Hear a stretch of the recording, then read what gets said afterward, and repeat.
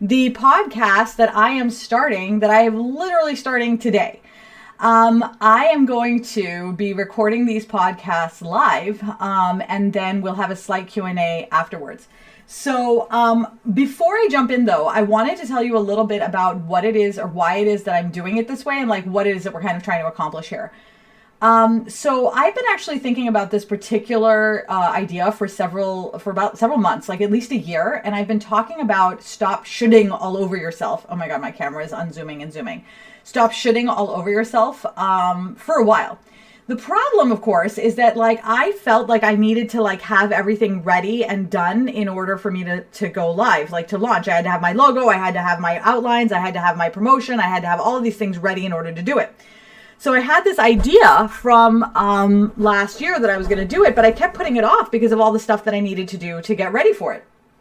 And what I realized is that, good morning, Sophia. Hello, good to see you. What I realized was that that if I kept waiting, I was never going to do this because I was never going to be ready.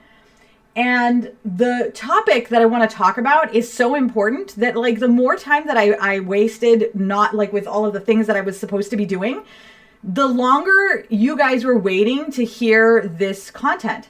And so I started to feel like, you know what, like I think it's more important that I get this content out first, right?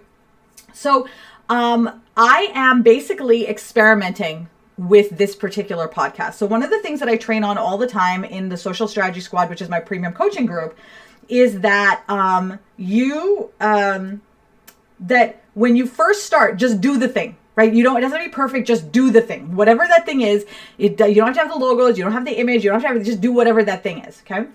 And that was what I train on. What I didn't realize I was doing was while I was training, just do the thing, just do the thing, just do the thing. I, at the exact same time, oh, the irony of it all, was sitting there saying, oh my God, well, I have to have the logo and I have to have this. And I was falling prey to the same thing that the rest of us do all the time, which is that we wait until something is ready or done or perfect before doing it. And we end up not doing it at all. Sometimes it'll be 2-3 years into the future before we finally get to something that we thought about doing because we felt like we should do it a certain way.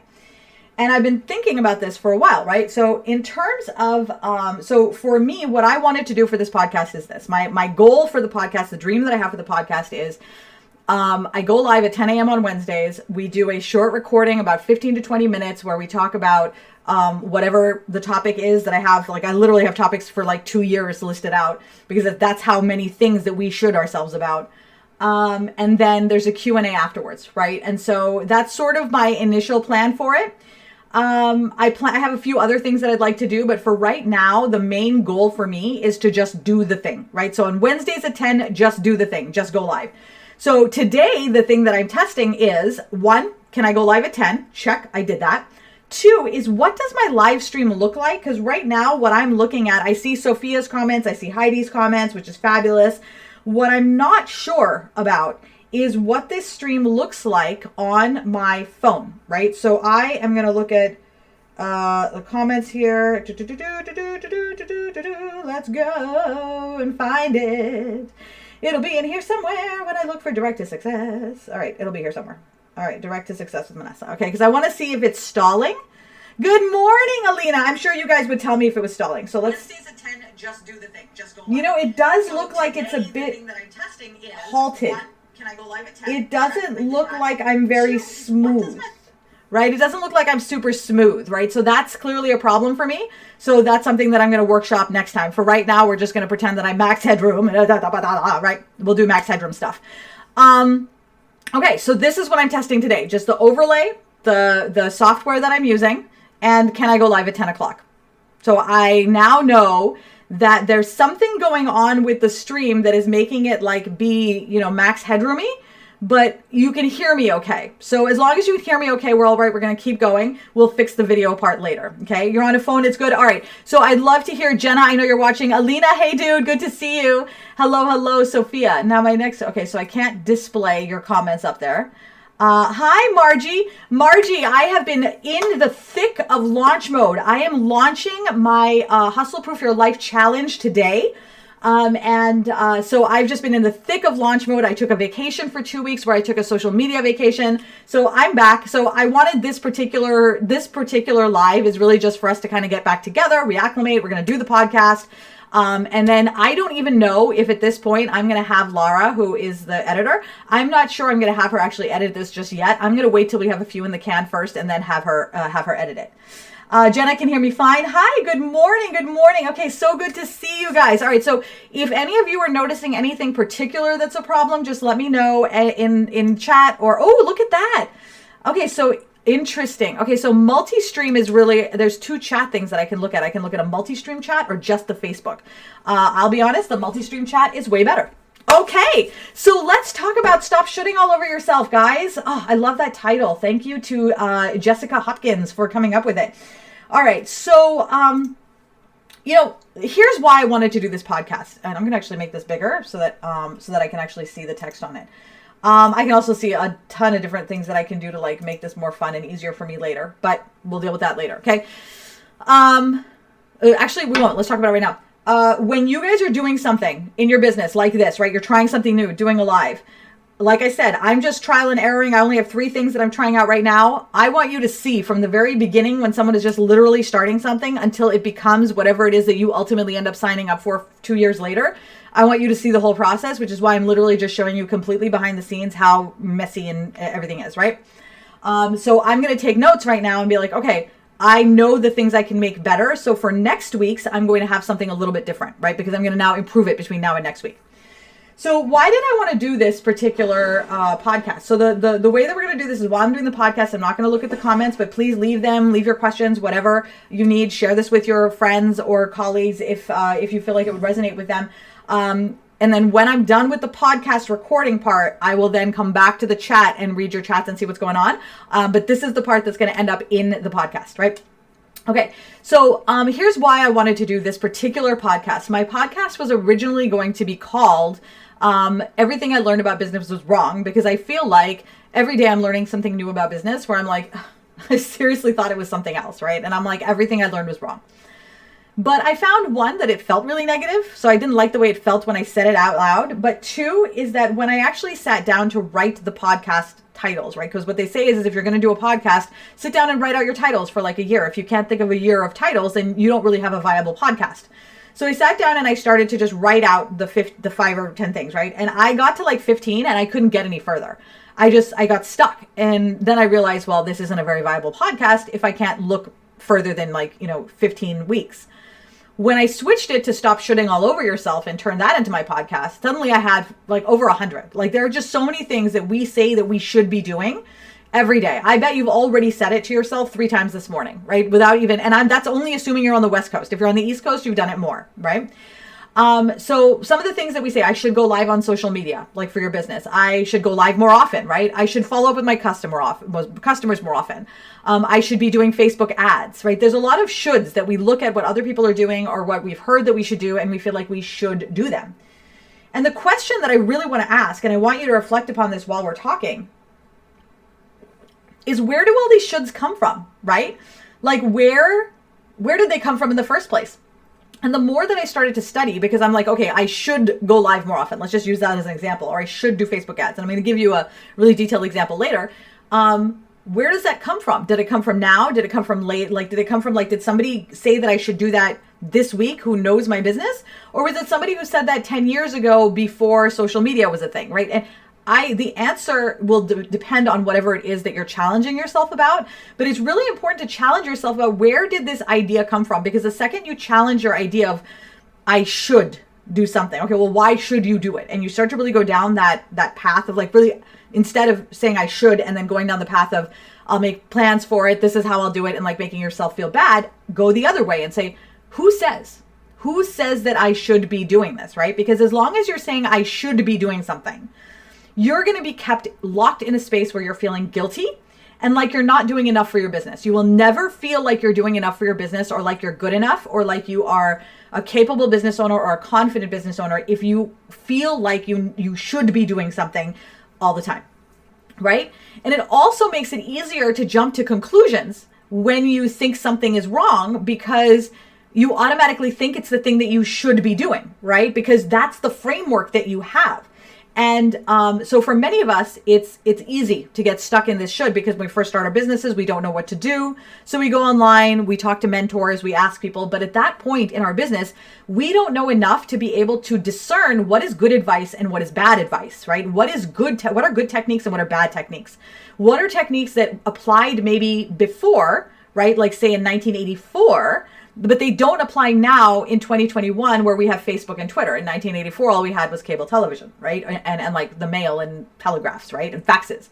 So does it still apply in this day? But we often don't challenge our original beliefs about something because we believe that this is just how it is. And if you believe that that's just how it is and you're not doing that thing, then you're going to say, well, I feel like I should be doing that thing. And if I was doing that thing, then I'd be successful.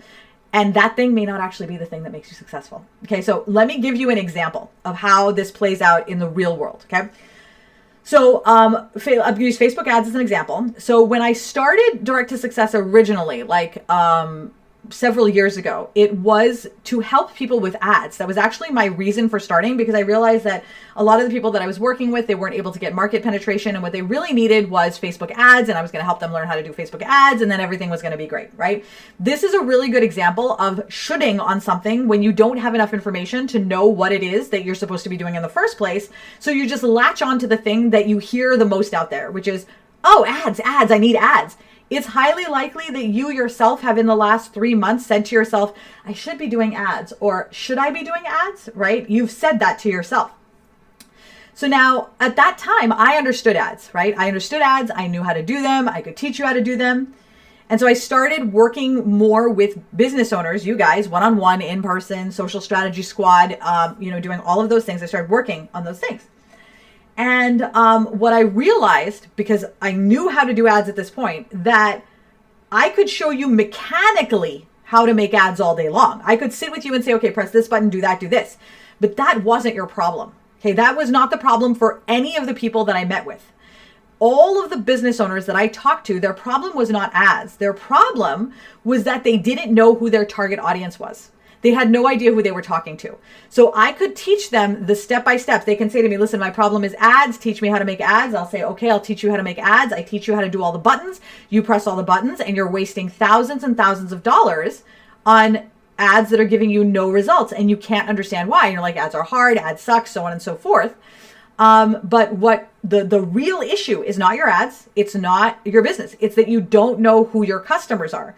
So while I'm here trying to teach you about ads because you feel like you should be doing ads, the necessary step to take is to learn your target audience. And that's what's going to bring you more customers, right? So I was basically pacifying you by teaching you what you wanted to know, but I wasn't teaching you the thing that was actually going to grow your business. So I turned my business around, I revamped it, and I got rid of the ads altogether because I realized that one, I did not actually, so for me, I don't necessarily want to work with clients who are at the level where they actually do need ads.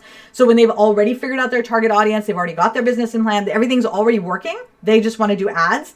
That's not the area of business that I really wanted to work with people in. I wanted to work with people at the beginning stages of their business when they were like, 6 months to a year in, right when you hit that wall and you're like, I'm not able to find more customers. Like, how do I find more customers? And that's when I come in and say, okay, I'm going to train you on your target audience, and now you're going to be able to find your people. And later on, once you know your target audience, if you want to do ads, that's okay. But right now you don't need ads.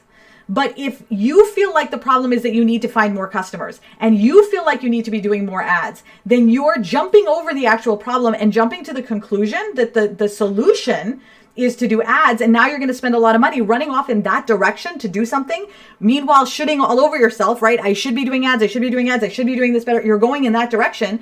Meanwhile, the things that you really would probably enjoy doing more are over here, but you never thought to look at them because you jumped to a conclusion based off of something that you heard from someone 5 years ago, or you heard from a colleague, or somebody said, hey, listen, you should do ads, right?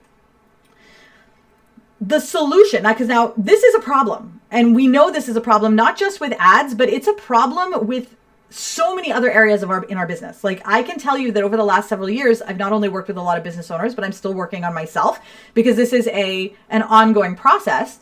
That we need to acknowledge that the real problem is that we have a predetermined list in our heads of things that we think it takes to make a business successful.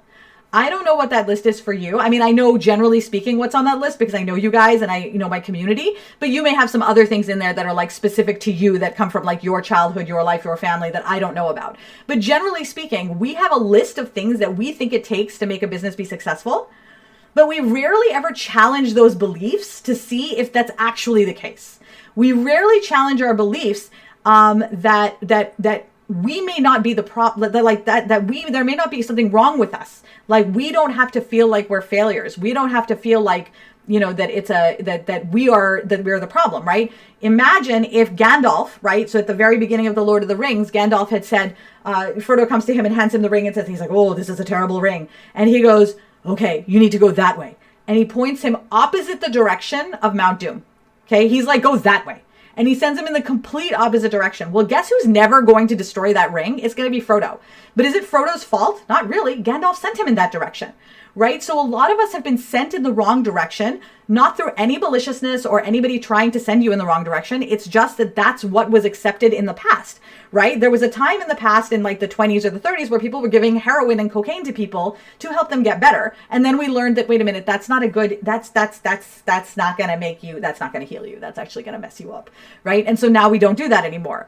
The same thing holds true for your business, right? At some point, this may have been true, but it may not be true anymore. And so it is really important to approach the activities in your life from a critical eye, because otherwise you are always going to feel, in these areas, you're going to feel like you are behind, or like there's something wrong with you, which is going to mess with your head, and it's going to make it harder and harder to be successful.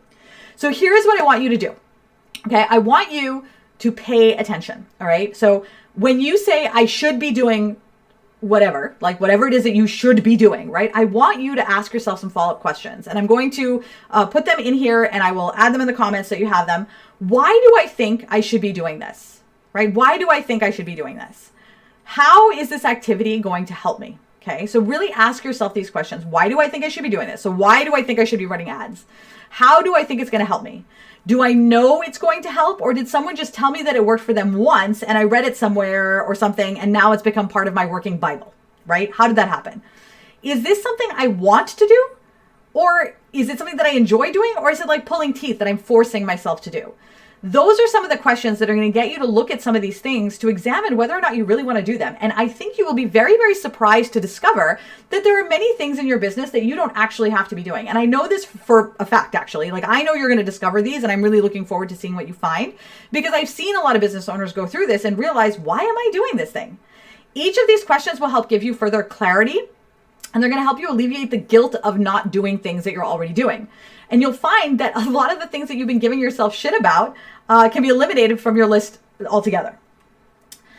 Not shitting yourself is a critical part of running a joyful business. And I love helping business owners get to that space. We're going to carry on this conversation on the wall. Oops, this is my outro that I didn't update. On the wall. So feel free to keep talking, or join the conversation. If you're listening to the podcast later, feel free to go join the conversation on the Direct to Success business page at manessa.konecki, and the links can be found in the show notes for this episode. Alrighty, so that was a recording of the podcast. Let's see how we did. All right, let's see how we did. Okay, so now I'm going to look at the comments because this is my first time doing it. Okay, messy but still cute and super smart. Thank you. Tori's been trying to make it live and it finally worked. Nice job, dude.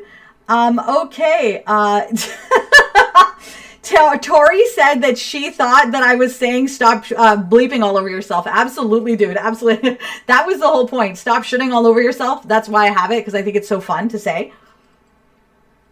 So I want to ask you guys, right now that we're here, right? We've done the podcast part. I would love to ask you, what do you should all over yourself about? Like, when you woke up this morning, was there anything that you said to yourself, you're like, oh, I feel like I should do this? What thing did you think of? Because like for me, when I woke up this morning, the very first thing I thought was I should get out of bed. But I had a migraine when I woke up this morning, right? So I'm like, oh, I should get out of bed, right? And I was making myself feel bad about getting out of bed. And so I messaged my friend, I was going back and forth with my friend Amy Lee, and I was telling her how I had a migraine. And Amy Lee said, I have a migraine too. And she's like, Manessa, she's like, it's okay for you to take care of yourself. And I was like, you're right. I need that reminder. Even though I know it's true in the morning when you're half asleep and you're like, you're not really thinking straight, right? And so I basically ended up staying in bed, right? I ended up staying in bed for a little bit. I took my migraine medicines. I'm feeling much, because what I was thinking of is, oh my God, here's the irony. I was like, I should get up so that I can get ready so that I can do my podcast for stop shooting all over yourself, right? Literally, that's the sentence that went through my head this morning. That is how prone we are to that kind of mental manipulation, right? And it is so important for us to be aware of that psychological manipulation that we do to ourselves, because here is the key. Okay, I'm going to sort of leave you with this thought, is that your brain is powerful enough to manipulate you into thinking that you are literally the worst creature on the planet. Okay, I know that because I have made myself feel that way many times, right? That's from the Golden Girls. I have made myself feel that way many times. So it stands to reason that if your brain can manipulate your emotions into feeling terrible, then your brain can also manipulate your emotions into feeling good, right? The skill is there. It just needs to be used for something else, right? Use your skill for good, not evil. Okay. So that is the area I'd recommend starting. So now Tori said I should fold my laundry, load new products, and plan out content. Exactly. Fold your laundry, load new products, and plan out content, right? So I want you to I'm glad you brought that up, Tori. So I'm going to actually ask the question here. Okay. So I'm going to take fold your laundry with the thing, right? This is a really good example because my laundry is currently on the bed in the other room. So, you should fold your laundry. Why? Right? Why do you need to fold your laundry? Well, my mom always told me that I was supposed to fold my laundry because that's just what you do.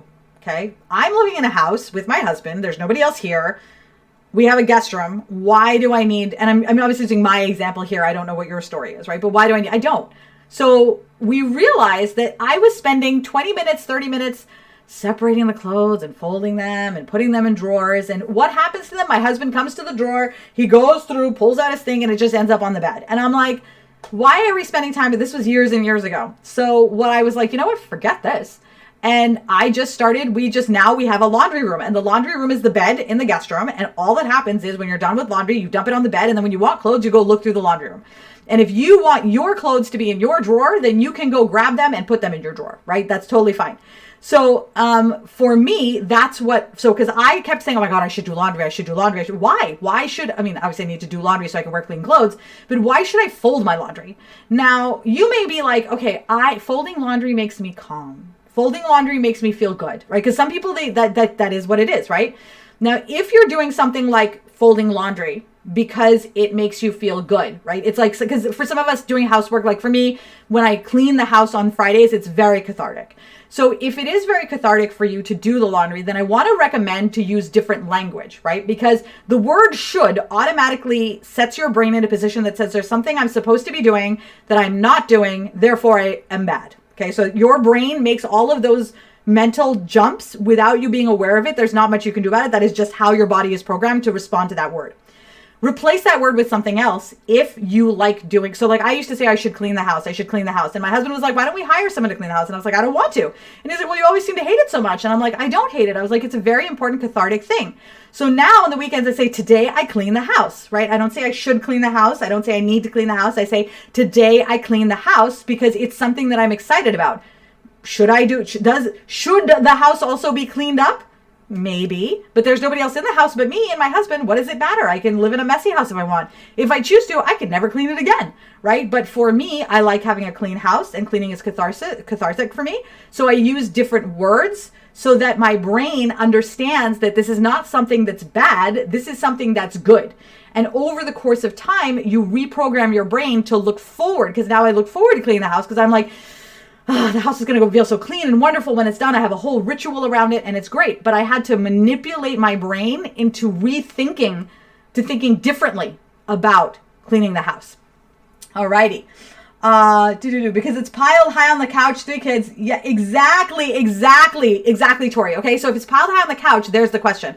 Are you using the couch? If you're using the couch, then is there another place in the house that you can pile it on, and that just becomes your laundry room? Who cares if other people don't do that?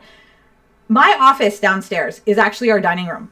And I will tell you that I resisted making that office making it an actual studio / office for the last 5 years, because your dining room is supposed to be a dining room. you're supposed to have a dining table in it and chairs, and you're supposed to use it for dining. Never mind that we have never used it for that. Never mind that Alex's table, his desk has been in there for the beginning. In my mind, I could just hear my mom saying the dining table is for the dining room is for the dining table, right? And I realized, and I'm actually going to tell you something crazy woo right now, because sometimes my mom like speaks to me. She passed years and years ago, but sometimes she speaks to me. And one day, rarely, but one day she came to me and said, Vanessa, you're getting this all wrong. She's like, it's not about the dining table. Making a home is not about the dining table. And that was it. That's all she said. And it really made a huge difference to me. And I was like, okay. And I was like, why am I doing this? The only people who've been in this house this last year are me and Alex. Who cares if my dining room is an office, right? These are all things that we are programmed to believe because our parents did, right? Because when we were younger, your mom taught you these things. These are the things you're supposed to do. Well, who taught your mom? Her mom. Guess when her mom was born? Probably like 1919 or 1800s. It was a different world then. You are literally using the shoulds of the things that you're supposed to do from stuff you learned from your parents, who were taught by their parents, who were born in 2 centuries ago. Literally, they were born in the 2 centuries past. That is no longer relevant to us. It doesn't have to be. Some things are still smart, right? So look both ways before crossing the street. That's still smart information that we got from the 1800s. I think we still stick with it. But this idea that we need to have, all of our clothes folded up in a drawer, why? Who says so? It's my house. The only people who are in it are us. And if guests come, I'll put them in a room and shut the door, right? This is all, oh God, your mom speaks to you too. Dude, moms, they never go away. They're always looking out, right? Changing mindset. Exactly, Alina. Exactly. So what I want to recommend to you guys for today is I want you to really think about anytime you say, and this is me saying this is all it's going to take, is going to be, I want you to, whenever you say to yourself, I should do something, right? I just want you to stop and challenge that statement. Why? Why should I do this? Who says I should do this? What are the results that I'm going to get? So Tori says that we're redoing our downstairs bathroom laundry room, and yes, everything will pile in there. Exactly. Tori, I'm so proud of you, because now you're going to let go of that mental weight, because the fact that you feel like you should do something, and this is very powerful to remember, it creates a thread that hangs behind you, like an emotional, almost like an invisible thread, but it's weight, with a weight at the end of it. So as you're walking through your day, you're dragging all of this weight behind you. As you reconcile each of these things, you're able to take off each of these threads and toss them. So you're now dragging less weight behind you. The less weight you drag behind you, the more energy you have for the things that you're currently doing. So you'll find that by doing something as small as moving your laundry room downstairs and just forgetting about it and stop shooting yourself on it, you're going to do better in your business. And it sounds ridiculous, but these things are all connected. And it's these little changes that make the biggest difference, right? The biggest difference. Resetting some of my home and mind as well. Dude, Anne-Marie, nice job, dude. And thanks for hanging out with us on YouTube. Awesome. I love seeing you on YouTube. That's amazing. I think I put it on the wrong YouTube channel. So I'm going to actually need to go to and put it on the right YouTube channel. I think I put it on my business channel by accident. I'll have to double check. All right. Here's what I want to leave y'all with. All right. So today is a very, very big day. Huge day. Okay. Today I'm launching the Hustle Proof Your Life live group challenge. It is a challenge where you will sign up and then join me from the 23rd to the 27th. And I will walk you through making small changes. These are literally tiny changes you can make in your day-to-day life, just like what we're just talking about right now, that will legitimately get you up to 20 hours back from your week. So if you right now feel like you're overwhelmed, like you have too many things to do, like you're not able to get to the things that you need to do to grow your business because you're too busy messing around with busy work, then this is for you. So what I want to recommend you start with right now is go to howmuchtimewillyouSave.com, howmuchtimewillyouSave.com, and do the quiz. That's going to get you on my mailing list. And then today, when we send out the email announcing the launch of the Hustle Proof Your Life Challenge, you'll be able to join. And then over the next 5 days, so Monday next week to Friday next week, I will literally walk you through transforming your life to where I guarantee you, you're going to say to me, Christina, one of my clients said to me during one of our sessions, she said, I have a confession to make. And I said, okay, what's up? She goes, I don't feel like I'm working enough. I always laugh when I say this because I was like, I had to keep a straight face because I didn't know how she meant it. And so I asked her, I said, well, or do you feel like you're making enough money? I was like, well, what do you mean? Do you feel like you're making enough money? She's like, well, yeah, I'm making a lot of money. She's like, I'm hitting my goals and going over them. She's like, but I'm not really working very much. And she's like, I feel like I should be working more. And I said, okay, well, first of all, that's totally normal. When you stop working all the time and you're still making money, it does feel weird because you're stuck in that pattern. So what you're going to find by the end of this week is that you're going to have, well, by the 27th, is that you're going to have enough time in your day to where you're going to say things like that to me. You're going to be like, Vanessa, I just feel like I feel like I should be working. And then I'm going to say, hey, why don't you go back and watch that podcast episode we recorded? It'll be epic. Alrighty, so guys, check it out. Check it out. I am so, so excited. HowMuchTimeWillYouSave.com. Patricia, thank you so much for sharing that. You are awesome. You guys are great. I will see you. Where will I see you? Oh my goodness. Well, I will definitely see you here next Wednesday at 10. And we will be at the second episode of the podcast where some things will have changed. And hopefully we'll see how we go. So have a wonderful, wonderful day, you guys. And the very next thing I need to figure out is, there's the button. I